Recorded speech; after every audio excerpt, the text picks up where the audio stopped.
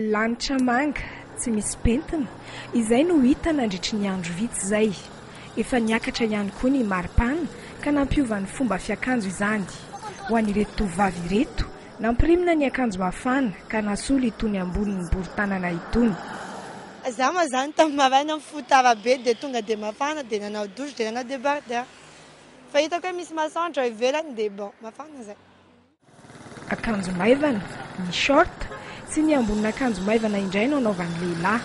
Tahaka ny todosoa, mijery ny andro izy ny maraina izay vao ny akanjo. Misafidy eto ny akanjo maivana, ny asany rahateo vary mandeha. Zao zany efa volana efa mafana mihitsy amin'izao, efa mafana ny andro rehefa volana septambra ohatr'izao dia efa fantatsa le izy. Noho ny hafanana, manomboka mahita tombony ireo mpivarotra ny solomaso miaro amin'ny masoandro. Mahalafatra amin'ny solomaso enina eo itsilavina amin'izao fotoana izao. Tombo izy zao zany, satria zao raha mivarotra solomaso zao raha hoe tsy voatery eto ihany, fa misy daholo amin'ny couloir rehetrarehetra eto Analakely zany misy fivarotana solomaso daholo dia eo zany hita hoe mitombo koa le olona mividy. Eto amin'ny tsenana Analakely indray, niova ny entan'ny mpivarotra.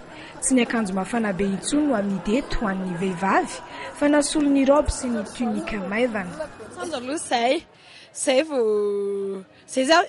vao maka entana ohatra hoe androany mangatsiaka be ny andro dia zay vao maka entana pitsy zay mangatsiaka ny andro dia veste na blouson amidinay. Dia mafana ny andro aty Antananarivo dia tsy maintsy mafana ny amidinay. Akanjo mangatsiatsiaka amin'ny andro mafana zao ohatra hoe robe soie, robe coton. Mavokely dia orange. C'est une tendance en couleur. Ho any Antananarivo manokana, hatratratra amin'ny 20 degré ny maripana ambony indrindra ho an'ny androany ary mbola hitohy araka izany ny hafanana.